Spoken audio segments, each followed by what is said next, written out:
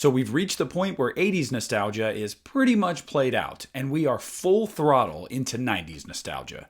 As a kid of the 90s, I'm loving this. So let's take a trip back to Southport and party like it's 1997. What are you waiting for?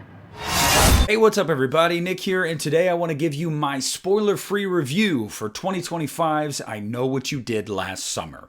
Now, as I said at the top of this video, we are fully in 1990s nostalgia, and I am living for it. We had Scream come back, so it was only a matter of time before we saw the return of I Know What You Did Last Summer. Now, there are two camps of people. You're either a Scream person or an I Know What You Did Last Summer person. That's not to say you can't like both, but you normally prefer one or the other. I'm a Scream person. I grew up with these movies just like I did with Scream, but I feel like because Scream was such a long-running franchise and went well into my teenage years and adulthood, I just have more of an attachment to it. But that doesn't mean that I don't like the first two movies in the I Know What You Did Last Summer series, because I absolutely do. 2 is dumb fun, and I would say 1 is a pretty damn good 90s slasher.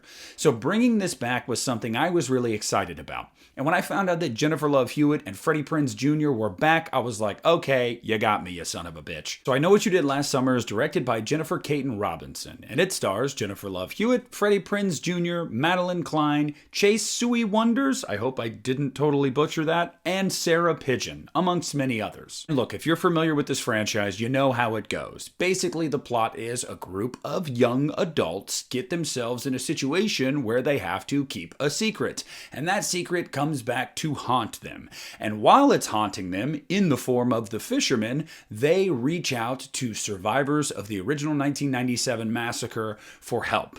That's the plot. I'm not going to get into spoilers. If you've seen a trailer, you know that's what it is. If you even know the title of the movie, you could probably deduce that that is what this movie is about. Now, as I always do, I'm going to get my cons out of the way here first. And there aren't a ton with this movie. I'll show my hand a little bit. I really enjoyed this film. But first off, one of my cons is I feel like the pacing in the first act of the movie drags a little bit. Now, I understand that we are supposed to be getting to know these new characters and we're supposed to care about them. And I totally get that.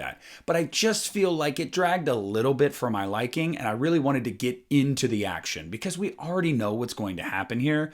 But I have to understand that they're trying to set this up for a new generation of fans, so I get it. But it moved a little bit slowly for me. And then the other con I have is when we get into the third act of the movie, something seemed a little bit unbelievable to me, and I will mention that later on in this video, and I'll give a spoiler warning when I do. I'm glad to say that they saved it, at least I think, but there were some stretches for me where I was like, okay, but how and what and when and where and why? With that out of the way, let's just get right into the positives, and there are a lot of them. Look, I loved this cast, all right? Madeline Klein. Everybody is saying like, oh yeah, Madeline Klein's great, but don't forget to mention Sarah Pigeon. Yeah, she's good. I liked her, but dude, Madeline Klein, she steals this movie. Like, she is the star of this movie.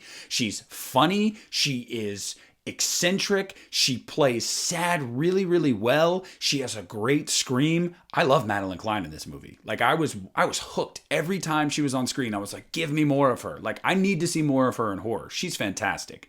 The returning cast is great too. Once you get into the second half of the movie, I feel like they get a decent amount of scenes, and I thought they were really good, particularly Jennifer Love Hewitt. She stepped right back into the role of Julie James, and she just owned it. I need more of her. I need a sequel to this movie. The next positive about this movie is the fisherman. Look, I love the updated look of the fisherman. It looks very, very similar to the original, but it's a lot darker. It's a lot, I don't know, bulkier. I dig it, and I love the new hook. But furthermore, I love the performance of the fisherman in this movie. The footsteps of the fisherman are loud. They're menacing. And every time the fisherman's on screen, the music ratchets up. I mean, it is loud. I loved it. The fisherman is unforgiving and truly mean. Now, I have to mention that I think director Jennifer Caton Robinson directs her freaking ass off with this movie. This movie looks absolutely gorgeous. And recreating the opening shot of the original movie was such a fantastic touch. Like, if you haven't seen that movie or you haven't seen it recently, you probably won't get it or respect it.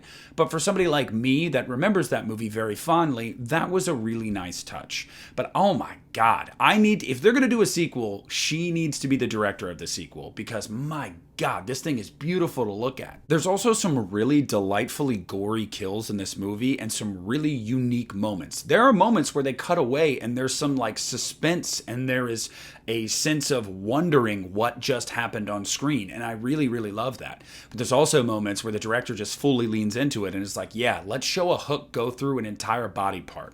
And I dig that. I think they walked the line really, really well. And it just, again, makes the fisherman seem so friggin' menacing. Look, here's the biggest positive. Here's the biggest takeaway for I Know What You Did Last Summer for me. This movie has balls. I'm not going to go into what that is, but it has balls. It takes swings. Look, when Scream 5 came out, I was a really big fan of Scream 5. And then Scream 6 came out, and it made me kind of sour on Scream 5 because I was like, I feel like 5 played it safe. And Scream 6, I felt like really just kind of threw it all out there, and I really dug that.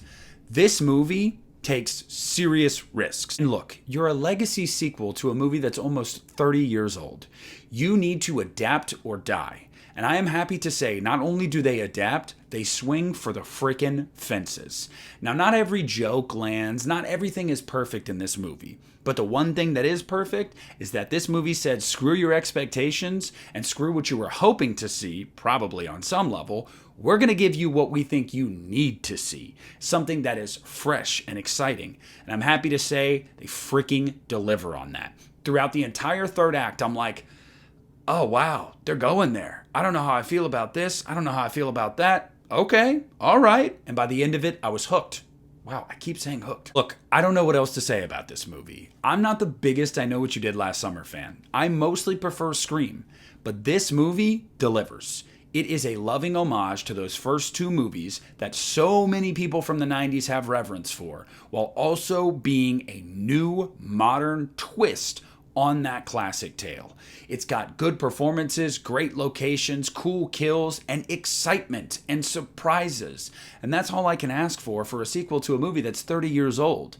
Look, this is my favorite I Know What You Did Last Summer movie. I'm still a Scream guy, but I can happily say I think this is the best one. I think it has the best cast. I think it has the best kills, the best killer performance, and the most surprising third act. I genuinely feel like this movie is the best I Know What You Did Last Summer movie.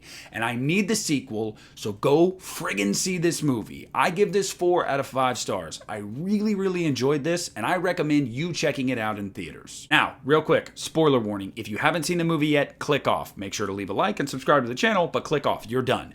Now, for everybody that's seen the movie, the one thing I wanted to talk about as a con that I said I would get into at the end of the video. When they reveal who the killer is at first, I'm like, don't give me a Scream 5 situation where you're telling me this person was doing all of these things when you don't look like the fisherman looked. There's no way you could have taken some of the people that the fisherman took. And I still don't know what kills this person was involved in. I'm still trying to be vague, even though I gave a spoiler warning. But when it's revealed who was helping, I was like, okay, I buy it. I totally buy it. And I'm going to tell you guys right now, you can ask my brother, 30 minutes into this movie, I turned to my brother and I said, that's the killer. I knew it. And it's not that it wasn't surprising. I just thought, they're going to take a swing here. I think they're going to take a swing here.